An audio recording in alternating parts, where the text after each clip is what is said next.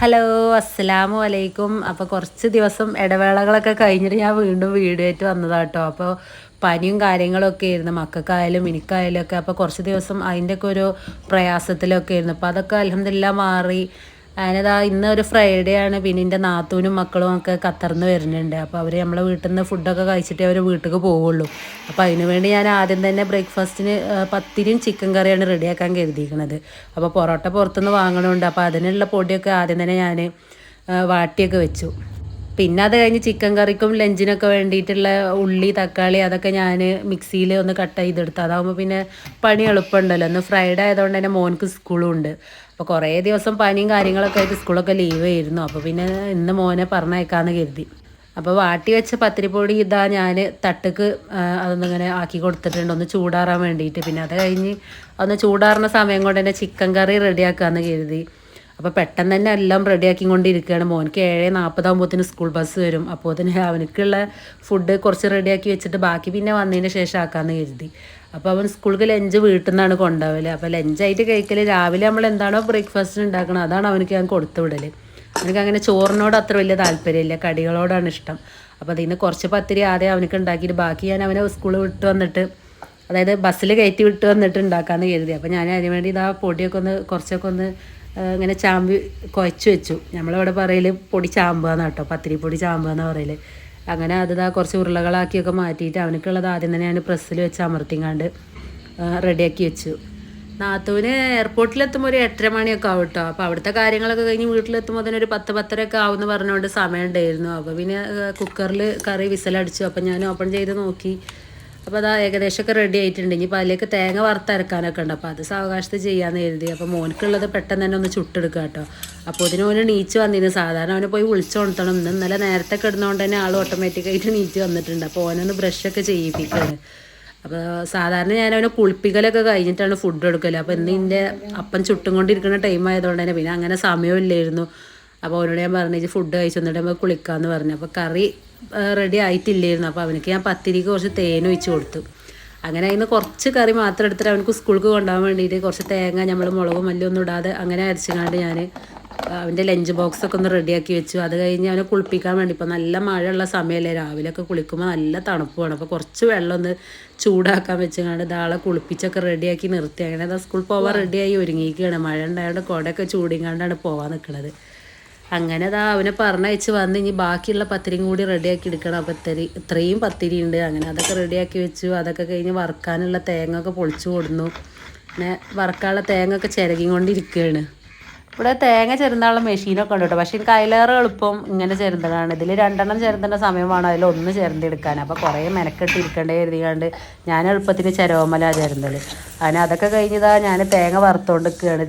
കറിക്കുള്ള തേങ്ങയാണ് കേട്ടോ. അപ്പോൾ അത് വീഡിയോയിലൊക്കെ കാണുമ്പോൾ എളുപ്പം കഴിയുന്നു. പക്ഷേ ഇതൊക്കെ കുറേ സമയം മെനക്കെട്ടിട്ടുള്ള പണികളാട്ടോ. രാവിലെ 6 മണിക്ക് നിൽക്കൽ തുടങ്ങിയതാണ്. അപ്പോൾ ഇപ്പോൾ സമയം ഏകദേശം 9 മണിയൊക്കെ ആയി തുടങ്ങി. അങ്ങനെ ഇതാ കറിക്ക് ഞാൻ തേങ്ങ കൊഴിച്ച് കൊടുത്തു. ഇനിയിപ്പോൾ അത് തിളച്ച് വരുമ്പോൾ അതിലേക്ക് കുറച്ച് മല്ലിയില അരിഞ്ഞതൊക്കെ ഇട്ട് കൊടുക്കുക കേട്ടോ. ഇനിയിപ്പോൾ ചീരുള്ളി വെച്ചാണ് ഇവിടെ ചിക്കൻ കറി, ചെറിയ ഉള്ളിയില്ല അത് അരിഞ്ഞുകൊണ്ടാണ് കറി താളിക്കൽ. അതിന് അതിൽ കറിവേപ്പില ഇട്ട് താളിച്ച് കൊഴിക്കുമ്പോൾ നല്ലൊരു സ്മെല്ലാണ് വറുത്തരച്ച ചിക്കൻ കറിക്ക്. അപ്പോൾ അതിന് പൊറാട്ടൊക്കെ എത്തിയിരുന്നു.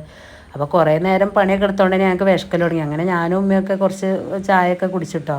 അതിനെന്താ വീട് ക്ലീൻ ചെയ്തുകൊണ്ട് നിൽക്കുകയാണ്. അപ്പോൾ കഴിഞ്ഞ വെഡിങ് ആനിവേഴ്സറിക്ക് എൻ്റെ ഹസ്ബൻഡ് തന്ന ഗിഫ്റ്റ് ആട്ടോ. അത് എനിക്ക് ഭയങ്കര ഹെൽപ്പ് ആയിക്കണം. അങ്ങനെ എപ്പോഴും ഒന്നും എടുക്കില്ല, അതുപോലെ ഒരുപാട് പണിയും കാര്യങ്ങളൊക്കെ ഉള്ളപ്പോഴൊക്കെ എനിക്ക് നല്ലൊരു ഹെൽപ്പാണ്. അങ്ങനെ ഉച്ചക്ക് ബിരിയാണി ആയിരുന്നു. അതിനുള്ള ബീഫ് ബിരിയാണിയാണ് വെക്കുന്നത്. അപ്പോൾ അതിനുള്ള ബീഫൊക്കെ ഞാൻ ഒന്ന് വേവിക്കാൻ വേണ്ടി കുക്കറിൽ വെച്ചു. അപ്പോൾ ഇതിനത് ആ പത്തിരി ചുട്ട സ്ഥലമൊക്കെ ആകെ വൃത്തികേടായിരുന്നു. അതൊക്കെ ക്ലീൻ ചെയ്തപ്പോൾ തന്നെ ഓരെത്തിട്ടോ.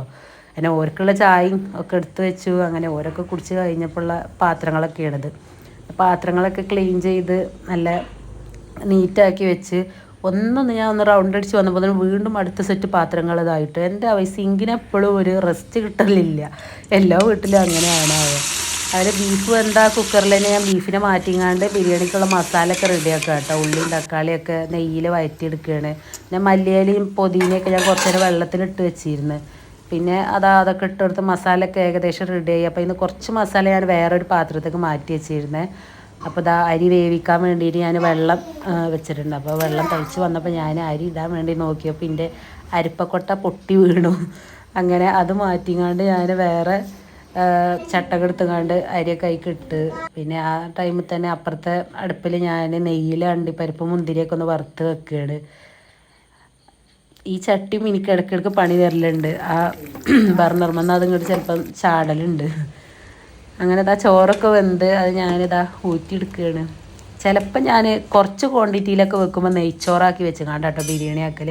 ഇങ്ങനെ വലിയ ക്വാണ്ടിറ്റിയിൽ വെക്കുമ്പോൾ എനിക്ക് അങ്ങനെ വെക്കാനൊരു പേടിയാണ്, ചിലപ്പോൾ പാളിപ്പോവോ എന്നുള്ളത്. ഈ കുക്കർ ചെറുതായി തോന്നുമെങ്കിലും അത്യാവശ്യം നല്ല ക്വാണ്ടിറ്റി കൊള്ളുന്ന കുക്കറാട്ടോ. അപ്പോൾ ഞാനിതാ അതിൽ ചോറൊക്കെ ലെയറായി മസാലയും ചോറും പിന്നെ മല്ലിച്ചപ്പ് അതുപോലെ അണ്ടിപ്പരിപ്പ് മുന്തിരിയൊക്കെ നമ്മൾ നെയ്യിലൊക്കെ വറുത്തൊക്കെ ഇട്ട് ദമ്മിടാൻ വേണ്ടി സെറ്റ് ചെയ്ത് വെച്ചേക്കാം കേട്ടോ. അപ്പോൾ ഒത്തിരി സിങ്ക് നിറഞ്ഞിരുന്നിരുന്നു. അപ്പോൾ അതൊക്കെ ക്ലീൻ ചെയ്ത് നിലക്കൊന്ന് ഒന്ന് കുറച്ച് ചമ്മല ഇതൊക്കെ ഉണ്ടായിരുന്നു, അതൊക്കെ ക്ലീൻ ചെയ്തതാ ഫുള്ള് നീറ്റാക്കി വെച്ചിട്ടുണ്ട് കേട്ടോ. ഞാൻ കഴുകിയ പാത്രങ്ങളാണ് ഇതൊക്കെ. അപ്പോൾ ഇതൊക്കെ നല്ലൊന്ന് കമഴ്ത്തി വെച്ച് ഇനിയിപ്പോൾ വെള്ളമൊക്കെ ഒന്ന് ഡ്രൈ ആയിട്ട് വേണം കബോർഡൊക്കെ എടുത്ത് വെക്കാൻ. അത് കഴിഞ്ഞ് അപ്പുറത്തെ കിച്ചൺ വന്ന് നോക്കിയപ്പോൾ അവിടെ ആകെ വൃത്തികേടായി കിടക്കുന്നുണ്ടായിരുന്നു. അപ്പോൾ അതൊക്കെ കഴിഞ്ഞ് പിന്നെ ഞാനൊന്ന് ഫ്രഷ് ആവാൻ വേണ്ടി പോയിട്ട് ഫ്രഷായി വന്നപ്പോൾ മോന് അലമാരയിലുള്ള എല്ലാ ഡ്രസ്സും വലിച്ചിട്ടിരുന്നു. അങ്ങനെ അതൊക്കെ ഒന്ന് ഒതുക്കി പെറുക്കി വെച്ച് മോന് ഓൾറെഡി പണിയുള്ളതിൻ്റെ പുറമെ മക്കളെ വക വേറെയും പണിയാക്കി തരുന്നുണ്ട്. അപ്പോൾ വാഷ് ചെയ്യാനുള്ള ഡ്രസ്സൊക്കെ ഇതാ മെഷീനിലിട്ടു. പിന്നെ ഞാൻ അപ്പോൾ കത്തറേരൊക്കെ വന്ന ക്ഷീണം മാറ്റാൻ വേണ്ടി ഉറങ്ങുക കേട്ടോ, ഒരു ബ്രേക്ക്ഫാസ്റ്റും കഴിച്ചിങ്ങാണ്ട്. അപ്പോൾ പിന്നെ ഞാനും ഉമ്മയും ഫുഡ് കഴിക്കാമെന്ന് കരുതി, ഒരു ഉണർന്നിട്ട് കഴിക്കുമ്പോൾ കഴിക്കട്ടെ കരുതി. അപ്പോൾ ഞങ്ങളിതാ അതിക്കുള്ള ബിരിയാണിക്കുള്ള ചമ്മന്തിയൊക്കെ റെഡിയാക്കാം കേട്ടോ. ഞാൻ അമ്പയങ്ങ ഇട്ടുകൊണ്ടാണ് ചമ്മന്തി അരക്കണത്. അപ്പോൾ സുർക്കയിലിട്ട് വെച്ച അമ്പയങ്ങ ആയിരുന്നു. അപ്പോൾ നല്ല പുളിക്ക് സുർക്ക ഒഴിക്കണതിന് പകരം അമ്പയങ്ങ ഒഴിച്ചാൽ നല്ല ടേസ്റ്റ് ആണല്ലോ. അങ്ങനെ ബിരിയാണി മസാലയും ചോറൊക്കെ വേറെ വേറെ ഒക്കെ ആക്കി. ഞങ്ങളുടെ വീട്ടിലൊക്കെ എല്ലാം കൂടി മിക്സ് ആക്കലാട്ടോ, ഇവിടെ വേറെ വേറെ ആക്കലാണ്. പിന്നെ ബിരിയാണി നല്ല അടിപൊളി നല്ല ടേസ്റ്റൊക്കെ ഉണ്ടായിരുന്നു. പിന്നെ അതൊക്കെ ഞാനും ഉമ്മയും കൂടെയൊക്കെ കഴിച്ചു. പിന്നെ അതൊക്കെ കഴിഞ്ഞ് ഓരൊക്കെ കഴിച്ചപ്പോൾ വൈകുന്നേരം അയക്കണം കേട്ടോ. അപ്പോൾ അത്രയൊക്കെ തന്നെ ഉള്ളൂ ഇന്നത്തെ വീഡിയോ. ഇഷ്ടപ്പെട്ടാൽ ഒന്ന് സപ്പോർട്ട് ചെയ്യാനും ലൈക്ക് ചെയ്യാനും കമൻറ്റ് ചെയ്യാനും മറക്കല്ലേ.